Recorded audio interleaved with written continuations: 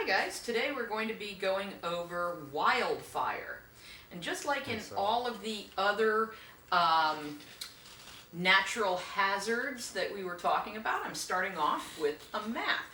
And what this is showing, each one of these dots on this map, is a location that experienced a wildfire greater than 250 acres from 1980 to 2003. So what we can then see is that the western United States tends to have a lot more fires than the eastern United States. Now, this is due to a few different things. First of all, the eastern United States is a lot more urbanized. There's not as many wildlands there. But secondly, it has to do with the types of forests that exist. In the western United States, the forests are actually adapted to have fire go through them, so they want fire to happen, whereas that's not necessarily the case in the east. And so today we're going to learn about these different kinds of wildfires and whether fire prevention is actually a good or a bad thing. Now, this is from when I lived in Las Vegas, Nevada. And there should be some 10,000-foot mountains in the distance there, but we can't see them because the valley is filled with smoke from some wildfires that were occurring there. Now, right there, all of this is smoke blotting out those fires, or those mountains behind the fires. And we can also get a little bit more close to home. Back in the summer of 2011, there was a big fire around Magnolia, and this is the plume of smoke from that 2011 fire. And there's another view as the sun is going down. And in fact, here in Texas, in 2011, that was a summer that had a major drought. And so there were wildfires in many places in Texas. And what we're seeing right here, this is a satellite image from the summer of 2011. Right here's the Gulf Coast. Right here's Louisiana. And so we have Texas here and Oklahoma there. And all of these are plumes of smoke from different wildfires that summer. And so obviously wildfires are another one of these hazards that we have to live with on Earth. And like I said, some fires are not necessarily bad for the ecosystem because some places are adapted to live with fire. Here we're in Kootenai National Park in British Columbia. This is 11 years after the fire. You can still see some of the trees that burn, but notice all of the new growth that is in there. And fire can sometimes stimulate new growth in certain forests. However, we can also go to the Kingston Plains in Michigan. This area experienced a fire over 100 years ago. This was a place that had a lot of logging done, and in the old days of logging, what they were really interested in were the big, thick trunks of the trees, so they cut off all the branches and just leave that laying around. And that could then dry over the summer, and if you get a fire going then, it's going to be really, really hot, extremely hot. And when you have some of these unnatural, extremely hot fires, what they can do is actually change the soil. They can sterilize the soil by killing a lot of the microbes in there that help with nutrients, and they can make the soil something that we call hydrophobic, where the soil won't absorb water anymore, or has a harder time absorbing water. And that's why in this place, even though the fire was a long time ago, we don't see much of a new forest growing because the soil in that area was significantly changed, and so it will take longer for that area to recover. So let's talk a little bit about exactly what fire is. Fire is the rapid combustion of oxygen with organic material. The organic material contains carbon and hydrogen in a reaction that produces flame, light, and heat. Well, basically, let's think about what happens in photosynthesis. In photosynthesis, a plant takes in carbon dioxide and takes up water and uses that carbon dioxide and water to build its wood and its leaves and all of its structure. Fire then is the opposite of photosynthesis. So in photosynthesis, we take in water and carbon dioxide and create a plant and give off oxygen. In fire, fire consumes oxygen, but it actually gives off that carbon dioxide and water. So if you're ever sitting at your campfire and watching the flames and listening to the crackle of that, and that energy that's being released in there is basically the stored energy of photosynthesis in that plant. So just remember, fire is the reverse chemical reaction of photosynthesis.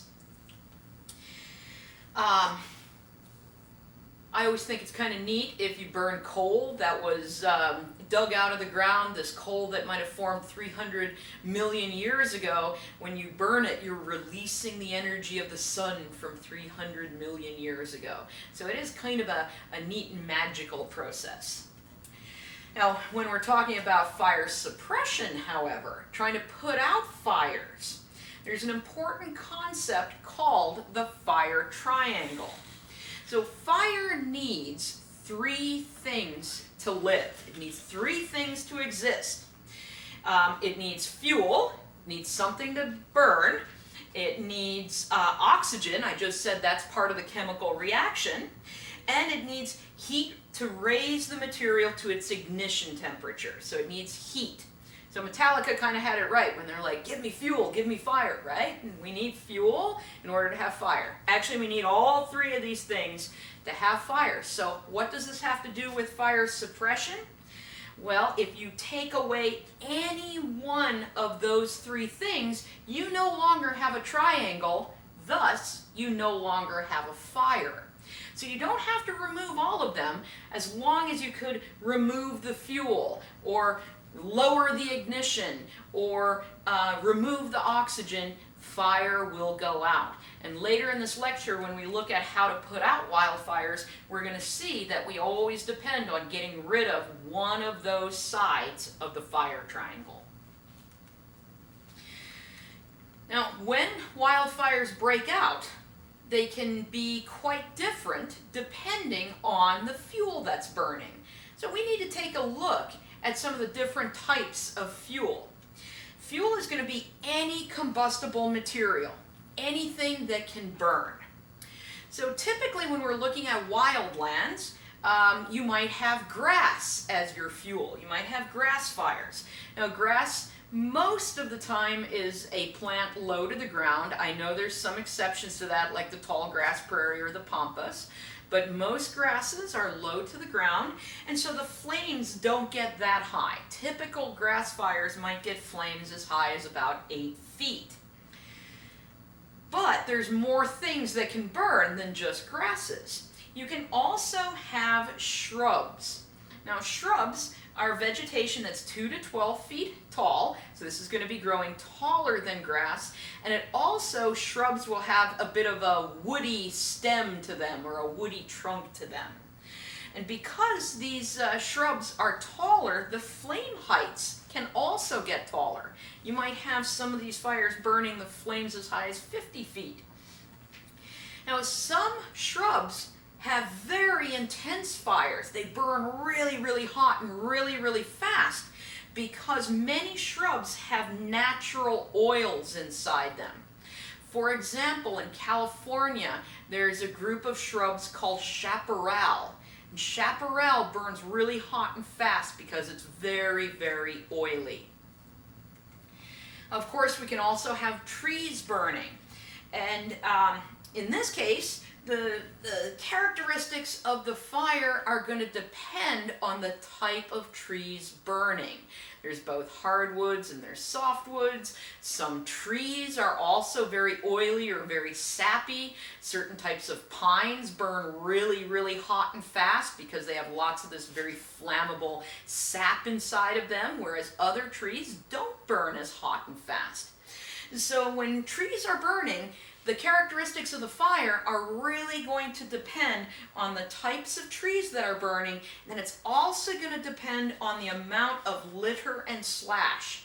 Well, litter and slash is all the stuff that's sitting on the forest floor. So how many dead branches are sitting on the forest floor? Do we have a big thick pile of pine needles or leaves? Do we have a bunch of shrubs growing in there? That's the litter and slash. That's stuff on the forest floor. And the more of that we tend to have, the worse the fire's going to be. A special group of fuels are what we call ladder fuels. And ladder fuels can be very bad to have in the case of a wildfire. So ladder fuels are vegetations that have different heights. Right? We have some that are low to the ground, some that are high, some are in the middle.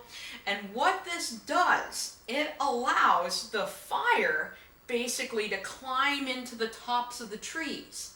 And the reason that's bad is once fire gets into the treetops, that's what kills healthy trees. If we can kind of keep the fire on the ground, as long as the trees are healthy and not diseased in some way, they usually can survive fires. So ladder fuels, these fuels that let the fire climb into the treetops, those can be very devastating to a forest. Fire proceeds in a few stages. It's not really like something's not burning and then it's burning. Some stages have to happen before the actual ignition occurs. And the first thing that's going to happen to create a fire is preheating. Preheating is where water is expelled from the fuels. And so we're going to get these fuels drying out. This could happen because it's a hot summer and we have a drought. Or it could just be because of nearby flames. The heat of nearby flames could be driving out the water from the fuels. And then also during preheating, we have something called pyrolysis occurring. And this occurs as the temperature rises and the actual chemical structure of the fuel, of the wood or the grass or whatever happens to be getting preheated, that chemical structure starts breaking down. Some of the bonds of holding the stuff break. And when this occurs, flammable gases start getting released. Now our next stage then, we're going to have ignition of those flammable gases, and this is going to be flaming combustion. So when you're watching your campfire and you see those flames dancing there, that's flaming combustion. What's happening is those pyrolyzed gases, those flammable gases are burning. And that's why you'll sometimes hear hissing and popping and stuff, because this is some of those flammable gases coming out of the wood. And this is where the greatest energy is going to be released in the fire. But the fire is going to keep burning. And after flaming combustion is done, you know, you go to bed and then you wake up in the next morning, you look at the campfire and there's still some of those little coals that have this little glow to them. That's glowing combustion. No big dancing flames, but you have that pulsating glow, and what's happening there is the solid wood is burning. And this is a slower combustion process than the flaming combustion, but this will continue and consume all of the solid wood.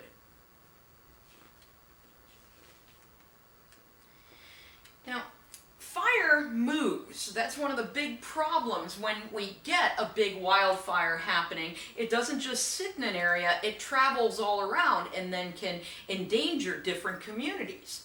And the direction and the velocity, how fast the fire moves, depends on, well, first, the thing I was just telling you about, the fuel. Different plants burn in different ways. I gave you the example in California of the chaparral that's very oily and will burn hot and fast. Well, eucalyptus is another thing that has a high oil content. Eucalyptus, this is a group of trees that are native to Australia, but they have been planted all over the world because they're really pretty, and so people plant them in their gardens. And in California, they've planted a lot of eucalyptus as well. And these eucalyptus trees are very oily, and so these also ignite easily and burn fast and hot. So the fuel that we have burning is going to affect the fire. Wind is also going to affect how the fire moves. Wind brings oxygen to the fire, and remember that's part of the fire triangle, right? The fire needs oxygen to burn, and so that these winds are blowing, it's bringing oxygen to those flames. Wind also will push the fire forward. And wind can carry embers. Embers are those little glowing sparks and stuff, right? And those embers can get caught in the wind and carried to places that haven't yet burned. And so then when they land and they're still hot and glowing, they can ignite new fires in this unburned ground. Now, in addition to wind, topography affects your fire. Topography is the shape of Earth's surface. And for example, canyons can funnel fire and make it travel faster. This is the Bernoulli effect. We talked about that a little bit with rivers, where when rivers get constricted, they can flow faster. The same thing happens with wind and thus with fire, when you have these constrictions that can push the fire forward a lot faster. In addition, fire moves faster uphill. And to demonstrate this, I have to grab something.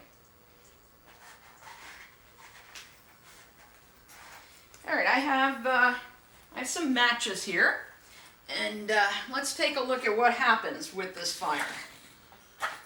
If I can get it lit. Strikey. Strike anywhere matches. They strike nowhere. So if I hold this like this, the flame's not burning downwards very fast. But if I put it like this, notice how it's climbing up the matchstick a lot faster.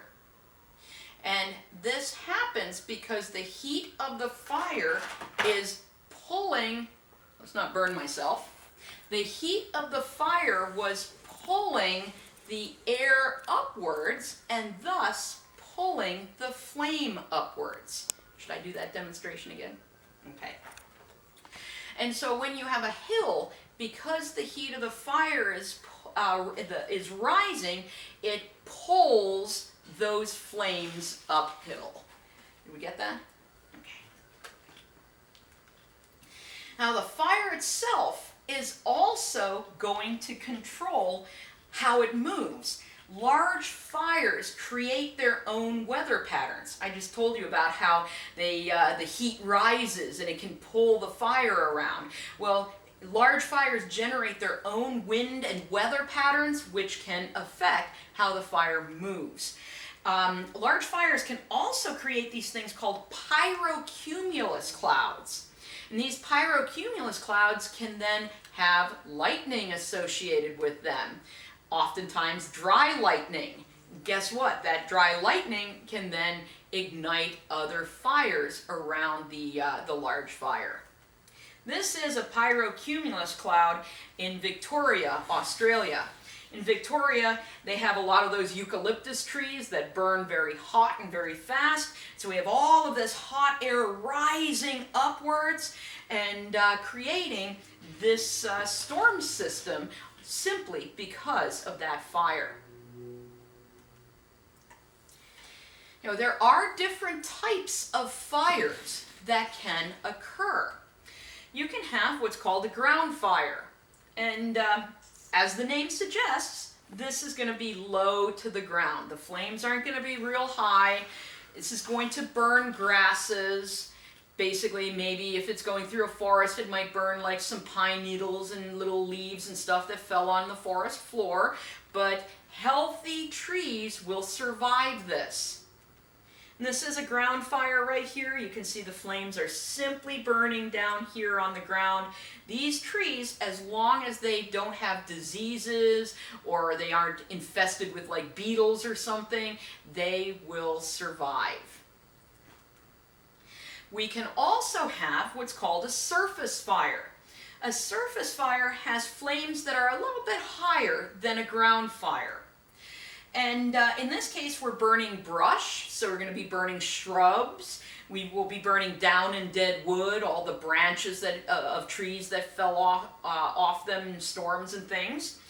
This, even though the flames burn a little bit higher, still won't kill healthy trees. This is a surface fire. You can see it's a little bit higher and it's burning all the shrubs, but again, these trees are going to be just fine. What ends up killing healthy trees is a crown fire. In this case, the flames are moving in the tops of the trees. This is going to move fast, it's going to move hot, and once those flames get into the tops of the trees, this is when those healthy trees will be killed. These often result from too much slash and debris and undergrowth in forests. And so when too much forest fills in, too many shrubs and things, and too much down and dead wood, that's when you can start getting these really dangerous crown fires. This is a crown fire off in Canada. It's actually one that was set as an experiment to see exactly how it would behave in a certain type of forest. You can also have a firestorm. These are going to be incredibly hot. Notice they might be around 1100 degrees Celsius. These are going to be fast moving, and these make their own weather patterns. So these things are quite scary because sometimes they're difficult to predict what they're going to do and how they're going to behave. But even worse than, there's our firestorm. Notice just the color inside there of the heat of that fire. Or this is one burning eucalyptus in Australia. Again, you can really see the heat in that fire. Now, the scariest of fire types is what's called a fire tornado. We just recently went over what tornadoes are, where you get these spinning, this spinning weather coming out of a cloud, and this is basically the same thing, except that cloud is fire. It's flames. These can equal an EF3 tornado, 150 mile per hour winds. They can lift up heavy objects and throw them around, except it's all fire, not just wind. And this is the first fire tornado that was captured on film. This was in Victoria, Australia. And there you can see the funnel of that fire tornado. Again, there's another picture of that from that particular storm. And I'm going to cut off here and see you in volume 2 of Fire.